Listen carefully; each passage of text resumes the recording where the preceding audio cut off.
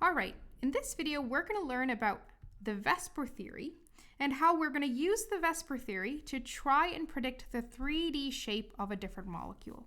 Now, this is very, very useful because knowing the 3D structure of a molecule will allow us to predict its polarity. Now, we know how to draw the Lewis structure of different molecules, and we also know how to find the electronegativity difference of different bonds. Now, how do we put that together so that we can find the polarity of a molecule? That's what we're going to learn in this video. So I'm going to draw a Lewis structure for a hypothetical molecule right here. And in this molecule, you see a central atom, A, and you see 3 different atoms bonded to the A, as well as a lone pair that's on the central atom. Now, this is all the information that you need to be able to predict the shape. So in being able to draw the Lewis structure, you can use that information. If it's correct, you can use that information and accurately predict the 3D shape. How would you do that? We have to first try and identify our AXE formula. Now, I use the formula kind of loosely because this is just a guideline that we use to try and figure out which exact 3D shape we're talking about. So that molecule that I drew there, it had the central atom A, it had 3 different atoms bonded to A, as well as it had a lone pair.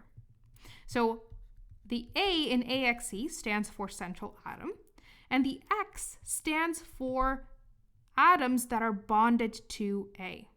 And we're looking for the number of atoms that are bonded to A. So in this case, the answer is 3. And they don't have to be the same. They could be completely different from each other, but all we're concerned about is the number of atoms that are bonded to A. Also, E tells us, or allows us to designate the number of lone pairs that are attached to A. And in this case, there's 1 lone pair attached to A.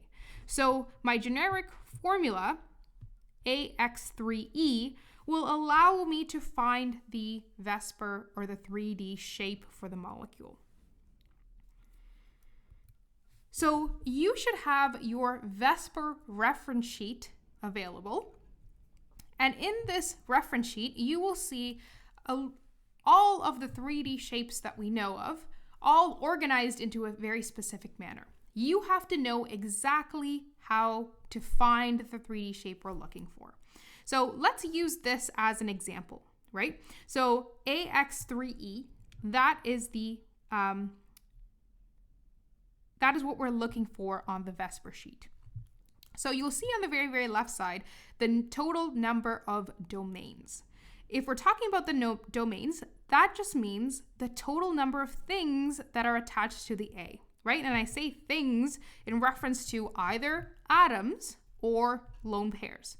So if you take a look here, I have 3 bonded atoms as well as 1 lone pair, all attached to the A. So in total, the total number of domains on this particular molecule is 4. And you'll see that it goes all the way up to 6 because you can have up to 6 total domains on a central atom. So we looked at that molecule having 4 total domains. And on the next column over, you'll see all of the different possibilities, right? So it is possible for a particular central atom to be bonded to 4 bonded atoms. And if that's the case, the AXE formula is AX4. In the case of ours, we have AX3E. And once we identify that that is the formula we're looking at, everything else that comes next to it, we can use, right? So if we take a look here, we're at 4 total domains. The generic formula is this. You'll see a general structure. So this is the structure of our compound. And it also tells you, just so that we can confirm, that it has 3 bonded atoms and 1 lone pair. Now, very, very important, once we identify the shape, we also need to know how to name it. It is called trigonal pyramid or trigonal pyramidal. Now you'll notice something else, electron geometry. And this has to do with the total domains. So if you notice, anything that has a total domain of 3 or 3 total domains has the electron geometry of trigonal planar. Anything that has 4 total domains has an electron geometry that is tetrahedral, right? We are more concerned with the molecular shape of a certain molecule because it allows us to accurately predict the shape in which it is drawn. On the right side, you have a few examples, as well as you have hybridization and bond angles. Those two we'll focus on a little bit more in grade 12. So for now, let's take a look at some examples. So if you have a compound in front of you, the first thing that you need to do is draw the Lewis structure. So I'm going to let you pause the video for a bit and draw the Lewis structure of carbon dioxide. So once you've drawn your Lewis structure, you'll notice that you should have gotten something like this, right? This is the Lewis structure for carbon dioxide. Now let's try and identify our AXE so that we can narrow down what 3D shape this is going to be in. On this carbon, I have 2 oxygens, right? And it doesn't matter if they're bonded as a single bond, double bond, or triple bond. You're simply looking at the number of atoms that's bonded to the central atom. And in this case, there are 2 oxygens. So I'm going to get 2 AX2, and there are no lone pairs. There are lone pairs on the oxygen, but I'm not so concerned about that because I only care about the lone pairs on my central atom, which is the carbon here. And that's going to determine or help me determine my 3D shape. So I have to go back to my reference chart and take a look at AX2. AX2 is right here, 2 total domains, and it's arranged, looking at this picture, the carbon is in the middle and the oxygens are on either side, which is exactly how I've drawn it, which is great. And the molecular shape is linear. So looking at here, the shape is linear. So carbon dioxide exists as a linear shape. Now, I mentioned at the beginning of the video that the whole point of us doing this is so that we can identify if a molecule can be polar or non-polar, right? We're taking into account the 3D shape of it. So if I take a look at my electronegativity table, and I try to find the difference in electronegativity between each of these bonds. So I'm going to try and find the electronegativity difference between the carbon and oxygen bond. So the electronegativity difference is equal to En1 minus En2. And it doesn't matter which one is 1 and 2, I'm just going to write the higher number first, right? So oxygen is more electronegative. It has an electronegativity of 3.5 minus carbon has an electronegativity of 2.5. And when I subtract those two, I'm going to get an electronegativity of 1.0. Now this tells me that this is a polar covalent bond. Okay, it doesn't tell me anything about the molecule. It tells me that the bonds are both polar covalent. They're both identical bonds. But if I were to take a look at the symmetry of this particular molecule, and I take into account the dipoles that are going to be drawn, because this is a polar bond. So when I'm drawing dipoles, I start at whatever atom is more positive, and I draw an arrow to the more negative atom. At the one that's a little positive, I put a little line there. Again, that reminds me of a plus. So that tells me, oh, that's a more positive end of that dipole. So here I've got a partial negative, partial positive, and exactly on the other side I have this as well. So on this side, partial positive, this side, partial negative. Now here's where the structure comes into play. Because this is a completely symmetrical structure, these dipoles cancel out. So dipoles cancel out because these two are going in completely opposite directions, right? From each other. They're equal in opposite directions, which tells me that what I have here is a non-polar molecule. So even though the carbon-oxygen bond is a polar covalent bond, the entire molecule is a non-polar molecule. All right, let's take a look at another example. And you're going to do the exact same thing. Pause the video, draw the Lewis structure, and you'll notice that your Lewis structure will end up something like this.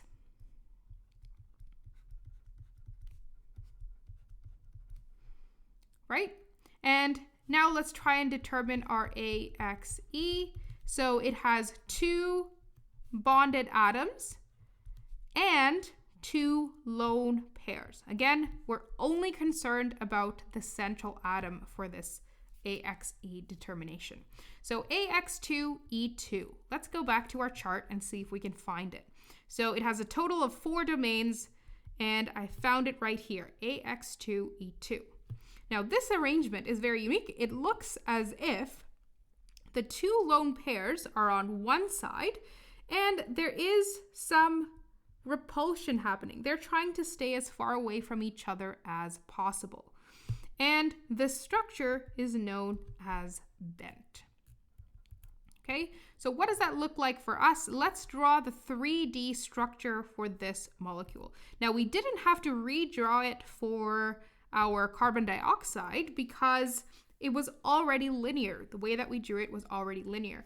But this structure is not correct to our 3D structure that we just found on our VSEPR sheet. So the way that it's drawn, it has the 2 lone pairs on one side, and then the 2 bonded atoms are bent this way. And you'll notice that on the VSEPR sheet, there were these 2 circles drawn over the lone pairs. That's just to show you that the electrons actually exist in that whole area, right? So you don't have to draw those. I won't, just to make things a little bit easier. So this is my general structure for, or my 3D structure for water. This is a bent structure. Okay, now let's take a look at polarity. So I've got oxygen-hydrogen bonds. So let's find the electronegativity difference between the oxygen-hydrogen bond. So En1 minus En2. Now, since oxygen is more electronegative, I'm going to write that one first. So 3.5 minus 2.1. And that will give me an electronegativity difference of 1.4. This tells me that this is a polar covalent bond. So we only know enough information about the bond. We have to take into account the structure as well. Now the question you want to ask yourself, is this a symmetrical structure or not? So let's draw in our dipoles, again, just like we did earlier, starting from the more positive or the partial positive atom to the partial negative, partial positive to the partial negative. And because it's bent in the structure, not like the linear structure we saw in carbon dioxide, this will actually not cancel out. And because this does not cancel out, this is a polar molecule. Oops. Molecule. I do not know how to spell, but so that is a polar molecule. Let me just highlight why we considered this a nonpolar molecule? It has to do with symmetry. This is a symmetrical shape. However, our water, which is our bent shape, is asymmetrical. And because it is asymmetrical and it has a polar covalent bond, it is going to be a polar covalent molecule. Polar molecule.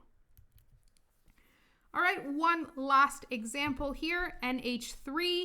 If you have, when you draw your Lewis structure, you will see it looks something like this. Our AXE formula is AX3E. We actually saw this example as our hypothetical molecule earlier. It looks a bit like this. So you'll notice that our lone pairs are up and our bonded atoms are towards the bottom, and this is called a trigonal pyramidal shape. So let's draw this out. So my lone pairs are up at the top. I've got one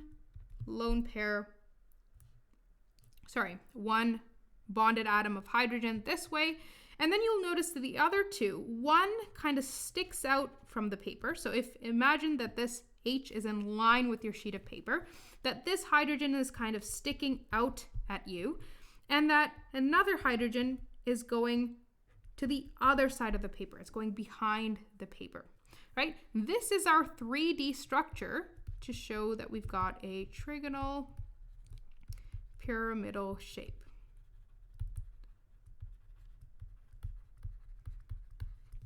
Okay, so with our trigonal pyramidal shape, let's try and determine the polarity of this molecule. So electronegativity difference between our nitrogen-hydrogen bonds. So nitrogen has a electronegativity of 3.0 minus the electronegativity of hydrogen, which is 2.1. So 3.0 minus 2.1 will give me 0.9. So that tells me that this is a polar covalent bond.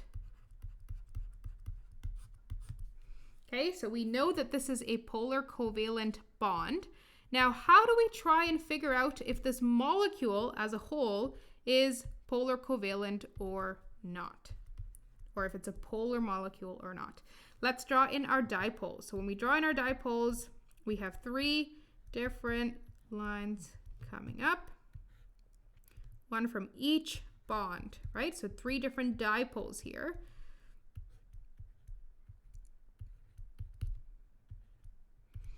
And this is not a symmetrical molecule.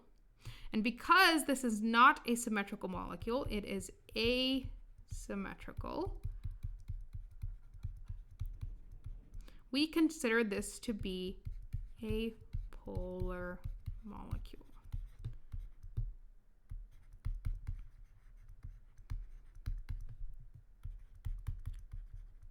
Okay, so how do you go about determining if a molecule is polar or not? First, draw the Lewis structure, find the electronegativity difference of the bonds, and then look at if it's symmetrical or not. If it contains polar bonds and the molecule is symmetrical, it cancels out and you will get a polar molecule, right? There are more practice questions below. Feel free to try them out and let me know if you have any questions.